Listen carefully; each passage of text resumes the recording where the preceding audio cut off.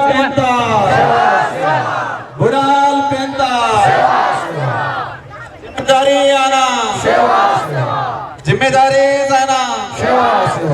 आप सभी को तहे दिल से सेवा जोहार।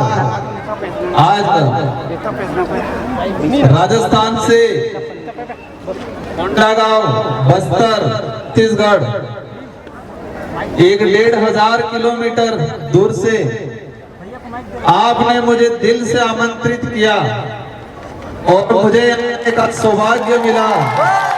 और आप सबका जो प्रेम, आप सबका जो स्नेह, आप सबके अंदर एक अपनत्व की भावना ने हमारा दिल जीत लिया। आज गोरवाड़ा समाज समन्वय समिति के द्वारा ठाकुर जोहार में कार्यक्रम हमारे आदिवासी समुदाय के पुरखों द्वारा इस फसली त्योहार को पूरे देश के अंदर मनाया जाता है। ये कि अलग अलग इलाके के अंदर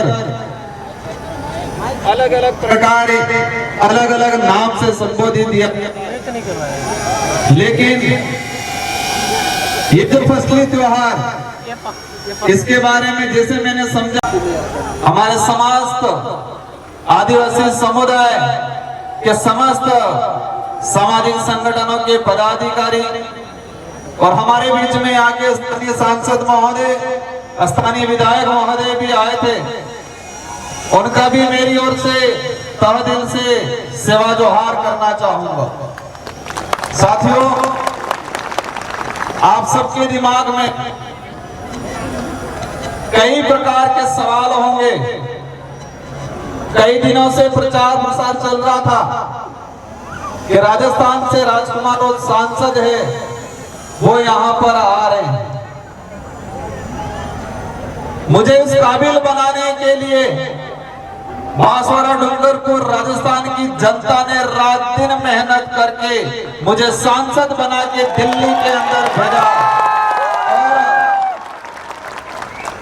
ये उम्मीद की है कि उस क्षेत्र का तो प्रतिनिधित्व करना है, लेकिन पूरे देश के आदिवासी दलित पिछड़ों का भी प्रतिनिधित्व दिल्ली में करना है।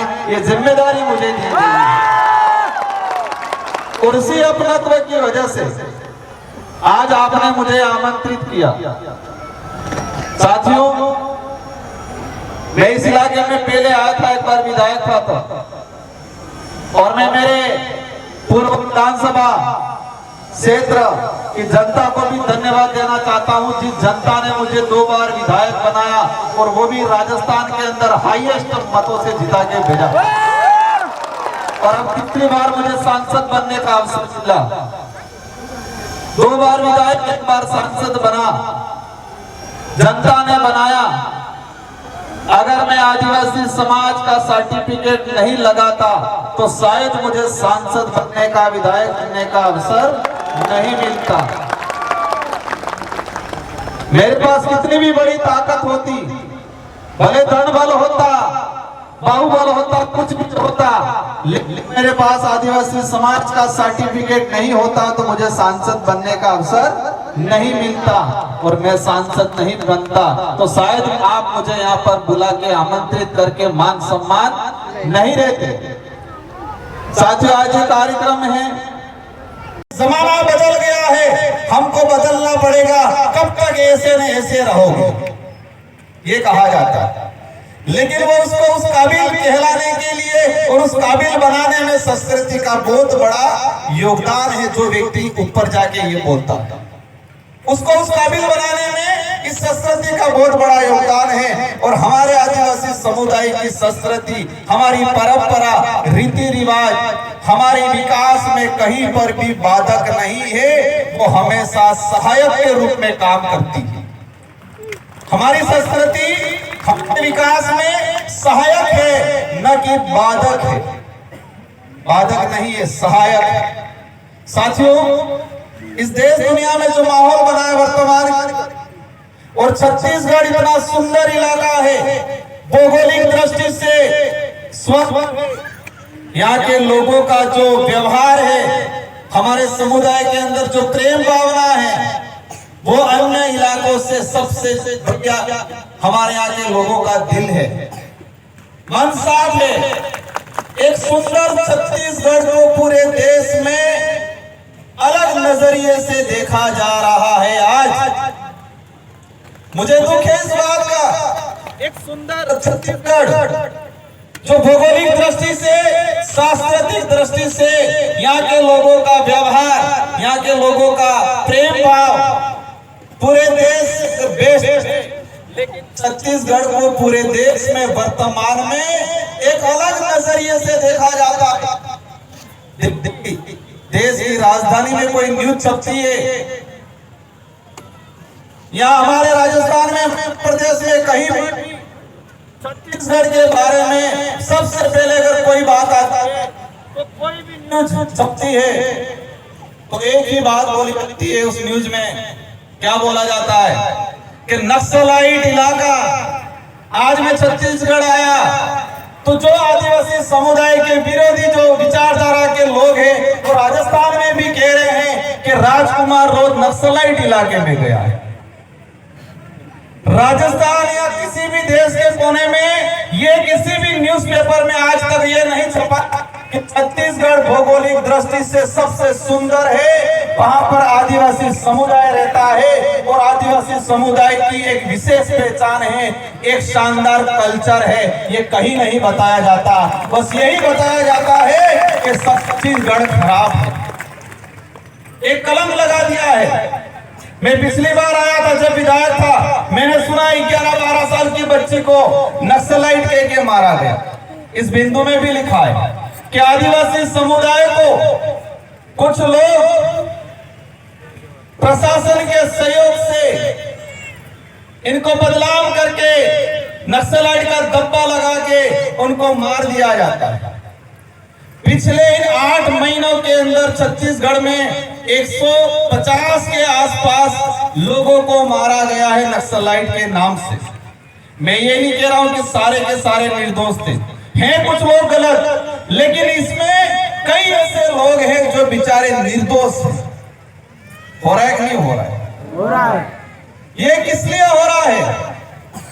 यहां पर मैंने एक चीज देखा, इस इलाके के अंदर कई इलाका ऐसा है जहां पर आदिवासियों की स्थिति कैसी है वो नहीं पता है।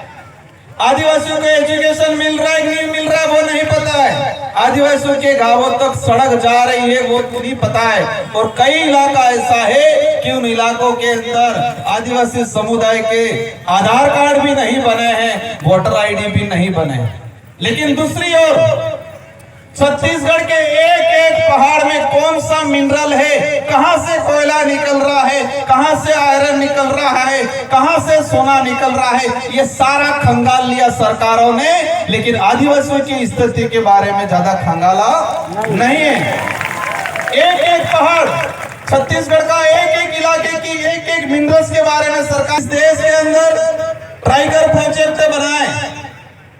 1972 के अंदर एक दलाई सरकार, केंद्र सरकार, और पूरे देश में अभी तक 56 से 57 टाइगर प्रोजेक्ट किए, टाइगर प्रोजेक्ट बनाए, और इसमें से 70 से 80% टाइगर प्रोजेक्ट ओनली फॉर आदिवासी इलाके के अंदर बनाए जा रहे हैं। अब तक टाइगर प्रोजेक्ट के नाम से पूरे देश के अंदर पिछले जो समय निकला उसके अंदर हम निकाल के देखे तो 5,56,000 आदिवासियों को विस्थापित किया गया टाइगर प्रोजेक्ट के नाम से। आपके यहाँ पर भी शायद बीजापुर में टाइगर प्रोजेक्ट प्रस्तावित है।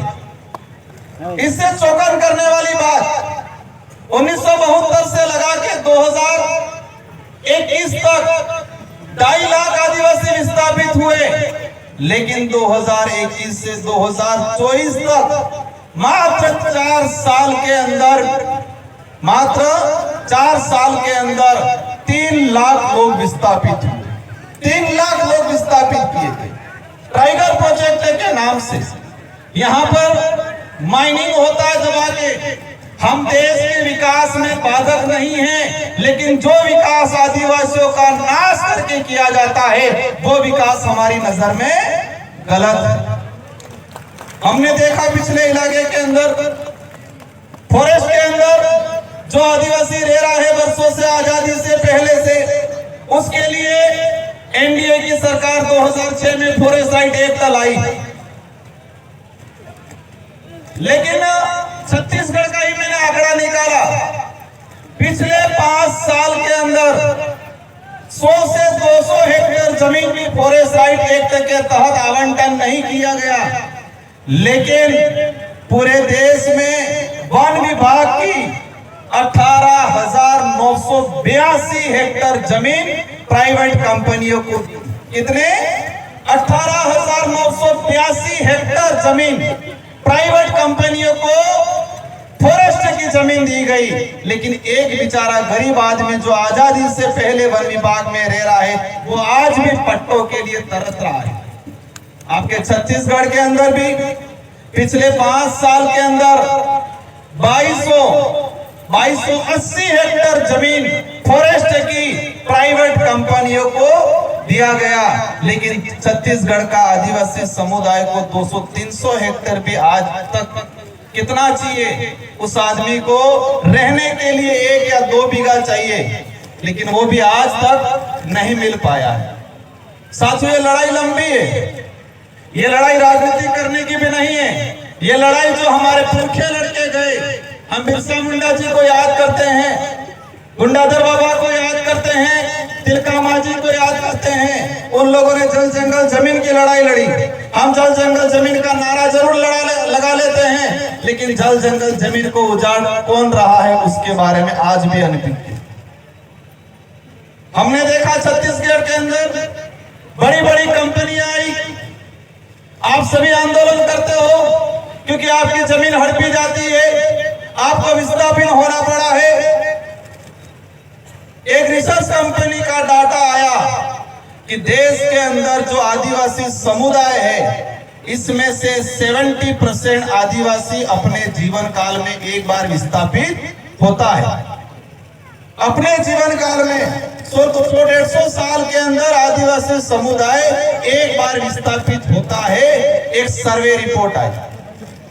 साथियों, हम विरोध करते हैं, आंदोलन करते हैं, लेकिन हमें यह भी ध्यान रखना है कि छत्तीसगढ़ इलाके के अंदर जो माइनिंग कंपनियां हैं, बड़ी बड़ी कंपनियां हैं, उस कंपनियों से चुनाव के दौरान इलेक्ट्रॉनिक बोर्ड के रूप में कौन पार्टियां चंदा ले रही है उस पर भी जाना पड़ेगा। हमारा बेचारा भोला भाला आदिवासी समुदाय क्या समझेगा इलेक्ट्रॉनिक बोर्ड? चुनाव के दौरान इलेक्ट्रॉनिक बोर्ड लीगली चंदा लिया जाता है। छत्तीसगढ़ के इलाके में माइनिंग करने वाली अधिकतर कंपनियों ने चुनाव के दौरान इलेक्ट्रॉनिक बोर्ड मतलब चंदा दिया, करोड़ों रुपयों में 700-800 करोड़ के आसपास दिया गया। अब ये हमारा भोला भाला समाज कैसे समझेगा? गुनाह है। हम सम्मान करते हैं, लेकिन आदिवासी समुदाय की गलत भावना लाने का काम वर्तमान में किया जा रहा है। वो भावना कैसे आएगी? क्योंकि आदिवासियों की जमीन के अगर सेना के कैंप लगाएंगे, थल सेना को यहाँ पर जो कैंप रेंज लगाया जा रहा है, तो आदिवासी और सेना के बीच में टकराव वाली स्थिति पैदा हो। पैसा एक्ट में प्रावधान है, शेड्यूल 5 में प्रावधान है कि 5वीं अनुसूची न ही कोई गैर आदिवासी व्यक्ति ले सकता है। ये किसमें प्रावधान है? शेड्यूल 5 में प्रावधान है। सरकार भी किसी भी परियोजना को लगाने के लिए आदिवासियों की जमीन नहीं ले सकती है जब तक ग्राम सभा इसको सहमति नहीं देती। अब ये अधिकार कैसे मिला? 5वीं अनुसूची के अंदर ये अधिकार कैसे मिला हमको? किसी ने दान में दिया क्या? ये हमारे पुरखों ने लड़ा, अंग्रेजों से लोहा लिया, अपनी जान गंवाई। इसके बाद अंग्रेजों ने और संविधान निर्माताओं ने विचार किया कि ये समुदाय हजारों सालों से जल जंगल की जमीन की लड़ाई लड़ता आ रहा है, इसलिए उनको विशेष प्रावधान देना पड़ेगा ताकि आने वाले समय में जल जंगल जमीन नहीं उजाड़ी जाए। इसलिए 5वीं अनुसूची का प्रावधान किया गया। लेकिन आज ये नहीं हो रहा है। पेशा एक्ट की पालना नहीं हो रही है, शेड्यूल 5 के प्रावधानों की पालना नहीं हो रही है। बिना सहमति के हर जगह पे, मैं हसदेव गया था बीच में जब विधायक था, वहां पर जाके देखा फर्जी ग्राम सभा बना दिया गया। सरपंच को, ग्राम पंचायत को पता ही नहीं है, फर्जी ग्राम सभा बना दिया गया। इस तरह की जो गतिविधियां हो रही है, इस मंच पे विराजमान सामाजिक संगठन और सभी पार्टियों के पदाधिकारियों से मेरा अनुरोध है कि हम जिस समाज का सर्टिफिकेट लगा के इस लेवल तक आए हैं, उसका कर्ज अदा करने का आपको काम करना है आने वाले समय में। हम चाहते हैं हमारे देश का विकास हो, हम भी चाहते हैं हमारा देश विश्व में सबसे बड़ी ताकतवर शक्ति बने, लेकिन आदिवासियों को खत्म करके उसको ताकतवर शक्ति नहीं बना सकते हम। साथियों, लंबे समय से हमारे इस इलाके के अंदर देखा गया है फर्जी प्रमाण पत्र वाला। कुछ लोग आदिवासियों से नफरत करते हैं, लेकिन रिजर्वेशन का लाभ लेने के लिए फर्जी प्रमाण पत्र पूरे देश में बनाए जा रहे हैं। आपके बस्तर में भी बनाए जाते होंगे, छत्तीसगढ़ में भी बनाए जा रहे हैं, पूरे राज्य में बनाए जा रहे हैं। साथियों, प्रमाण पत्र क्यों मिला हमें? हमारे यहाँ कपाल पे या हमारे पीछे कहीं लिखा नहीं है कि आप आदिवासी, कहीं लिखा हुआ है क्या? नहीं। पद्धति से पता चलेगा, कल्चर से पता चलेगा, पूजा पद्धति से पता चलेगा। लेकिन धीरे धीरे देश के अंदर हम देख रहे हैं कि हमारी संस्कृति पे कलम चढ़ाने का काम हो रहा है, हमारी पूजा पद्धति पे कलम चढ़ाने का काम हो रहा है। और धीरे धीरे हम पढ़े लिखे कई लोग संस्कृति को भूलने की बात भी किया जाता है।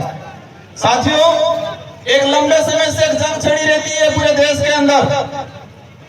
मैं सांसद बन के गया और मेरे संसद के अंदर बोला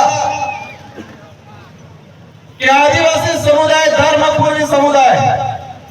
हमारे संचालक महोदय कह रहे थे कि यहाँ पर हमें ये राजनीतिक मंच नहीं है, ना ही ये धार्मिक मंच है, लेकिन ये ज्ञापन दिया, उसमें मुझे लिख के दिया गया कि आदिवासी धर्म कोड लागू करने पर। इस ज्ञापन में लिखा गया है कि आदिवासी धर्म कोड जारी किया गया है। जब इस बात काफी भूचाल आता है, तो समस्या आ रही है के अंदर कोंडागांव में। मैंने सभी धर्मों को नजदीक से देखा है, सभी धर्म की धार्मिक परंपरा को भी देखा है। जैन धर्म की परंपरा को देखा है, हिंदू धर्म की परंपरा को देखा है, ईसाई धर्म की परंपरा को देखा है, बौद्ध धर्म की परंपरा को देखा है। लेकिन आदिवासी समुदाय की धर्म परंपरा, भक्ति परंपरा, हमारी पूजा पद्धति किसी भी धर्म से मेल नहीं खाती। इसीलिए अपनी आइडेंटिटी को लेके पूरा देश का आदिवासियों का अलग से धर्म कोड की मांग कर रहे। क्या इस बात में आप सभी सहमत हो? पक्का? कौन सहमत, कौन नहीं है? सब सहमत हैं। हम ये कहते हैं कि हमारा बाप, हमारे खुद के बाप की बात करते हैं तो दूसरों को दिक्कत थोड़ी होनी चाहिए। होनी चाहिए क्या? एक जंग छिड़ी पूरे देश के अंदर। हम किसी भी धर्म के विरोधी नहीं है, हम किसी भी धर्म के विरोधी नहीं है, लेकिन आदिवासियों की अपनी परंपरा, अपनी आइडेंटिटी को बचाना हमारी जिम्मेदारी है। और उसमें जब भी बात करते हैं, मैंने संसद के अंदर भी कहा था कि आदिवासी समुदाय न हिंदू है, न ईसाई है, न सिख है, न बौद्ध है, आदिवासी आदिवासी है। हमें आदिवासी की संस्कृति, हमारी आइडेंटिटी को बरकरार रखना है। आप सभी के साथ सहयोग से हमारी लड़ाई धर्म की भी, एक बात ये भी समझना है, हमारी लड़ाई हमारी संस्कृति बचाने की है। हमारी लड़ाई हमारा इतिहास को, वास्तविक इतिहास को आने वाली पीढ़ी को बताने की है। हमारी लड़ाई रिजर्वेशन की है, हमारी लड़ाई जल जंगल जमीन की है, हमारी लड़ाई आइडेंटिटी बचाने की है। लेकिन धर्म की बात इसलिए बार बार छेड़ी जाती है कि इस देश के अंदर हमने देखा कि आदिवासी समुदाय कई इलाके में ईसाई भी बना हुआ, कई इलाकों में आदिवासी समुदाय, महाराष्ट्र का कुछ इलाका उधर मुस्लिम भी बना हुआ है, कुछ इलाकों में आदिवासी समुदाय हिंदू भी बना हुआ है, कुछ इलाकों में आदिवासी समुदाय सिख भी बना हुआ है। इस देश के प्रत्येक कोने में हर इलाके में आदिवासी समुदाय है, लेकिन अलग अलग धर्मों में बटा हुआ। इसी वजह से छत्तीसगढ़ या बस्तर या किसी झारखंड में आदिवासी समुदाय पे अत्याचार होता है तो देश का आदिवासी एक नहीं हो पा रहा है।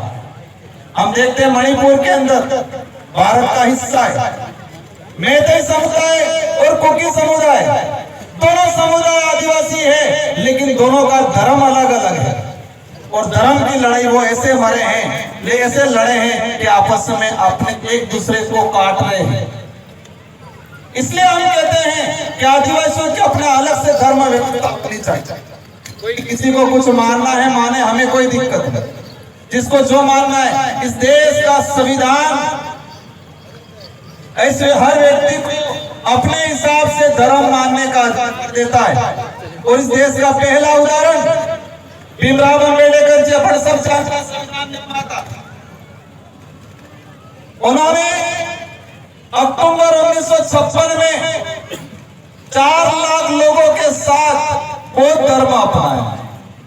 कौन सा धर्म अपनाया? बौद्ध धर्म। क्योंकि संविधान राइट देता है कि हर व्यक्ति को हिसाब से मानना है, लेकिन यह सच्चाई है कि आदिवासी समुदाय की अपनी धर्म परंपरा, अपनी पूजा पद्धति अनेक धर्मों से अलग है और सभी धर्मों से पहले है।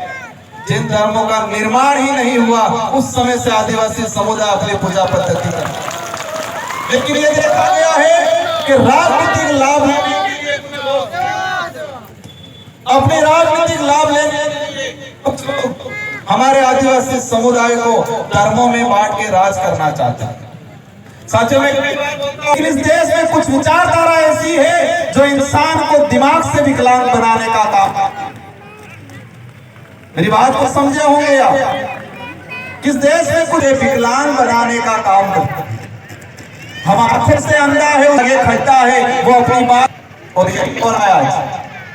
आप जब अधिकारों की बात करोगे, आप जो संस्कृति की बात करोगे, आप आदिवासी धर्म कोड की बात करोगे, सबसे पहले आप जो मानसिक रूप से विकलांग है वो सामने खड़ा रहेगा, आपसे लड़ेगा। यही स्थिति पूरे देश के अंदर बनी हुई। साथियों, रिजर्वेशन की बात करें, हमें ये दिक्कत है आज तक। हमारे आदिवासी इलाके के अंदर अनेक कथाएं होती है, कुछ पार्टियां भी कराती है, हमें कोई दिक्कत नहीं, लेकिन हम ये चाहते हो आदिवासियों का लगे नहीं लगे, लेकिन क्या क्या अधिकार है वो भी बताने की बात है। सभी प्रकार की कथा चलती है, सभी प्रकार के आयोजन होते हैं, लेकिन मेरा एक निवेदन है कि हमें दूसरी कथा लगे नहीं लगे, लेकिन संविधान के संबंधित कथा लगाया करो और इसमें आदिवासियों के क्या अधिकार है वो भी बताने की बात किया करो। हम लोग शिक्षा की बात करते हैं। शिक्षा कितने प्रकार की है? 3 प्रकार की शिक्षा है। पहली जो हमें परिवार से और समाज से सीखने को मिलता है। किससे मिलता है? परिवार से, समाज से सीखने को मिलता है, वो पहली शिक्षा है। और दूसरी शिक्षा जो पाठ्यक्रम के माध्यम से नौकरी प्राप्त करने के लिए मिलती है शिक्षा। और तीसरे नंबर की शिक्षा जो किसी पाठ्यक्रम में नहीं पढ़ाई जाती है, वो शिक्षा है आपके संवैधानिक कई अधिकार, आपका इतिहास, आपका कल्चर, आपकी आइडेंटिटी, वो शिक्षा भी प्राप्त करने की जरूरत है। अब हमारे लोग पाठ्यक्रम वाली शिक्षा प्राप्त करके अधिकारी, कर्मचारी, नेता बन जाते हैं, लेकिन जो हमारे समाज के इतिहास जो किसी पाठ्यक्रम में नहीं दर्शाया जाता है, हमारे समाज के अधिकार जो किसी पाठ्यक्रम में नहीं दर्शाए जाते हैं। मैं जानना चाहता हूं कि छत्तीसगढ़ के अंदर पाठ्यक्रम जो है, उस पाठ्यक्रम में शेड्यूल 5 के प्रावधानों के बारे में किस किस कक्षा में पढ़ाया जा रहा है? पढ़ाया जा रहा है किसी कक्षा में? क्यों नहीं पढ़ाया जा रहा है? पेशा एक्ट कानून क्यों नहीं पढ़ाया जा रहा पाठ्यक्रम में? आदिवासी समाज की बहन बेटियों पे इस देश में 100 साल तक स्तन टैक्स लगाए। क्या लगाए? स्तन टैक्स। उसको किसी पाठ्यक्रम में क्यों नहीं पढ़ाया जा रहा है? आप 6000 साल पुरानी बात को पाठ्यक्रम में पढ़ा रहे हो, लेकिन 300 साल 250 साल पहले हमारी बहन बेटियों पे स्तन टैक्स लगा, उसके बारे में क्यों नहीं पढ़ाया जा रहा है? आजादी से कुछ समय पहले तिलका जी, बिरसा मुंडा के बारे में क्यों नहीं पढ़ा जा रहा है? मैंने देखा है एनसीईआरटी के अंदर पिछले 10 सालों के अंदर आदिवासी समुदाय के इतिहास के संबंधित, आदिवासी समुदाय के अधिकार के संबंधित अगर कहीं छोटा मोटा भी था, उसको भी हटाने का काम किया है। एनसीईआरटी की 12वीं की किताब बिरसा मुंडा का इतिहास लिखा था, बिरसा मुंडा के उपदेश लिखे थे। बिरसा मुंडा ने कहा था कि आदिवासी समुदाय की पूजा पद्धति अनेक धर्मों, अन्य धर्मों से अलग है, वो किसी भी धर्म में मेल नहीं खाती। बिरसा मुंडा जी ने उपदेश दिया था।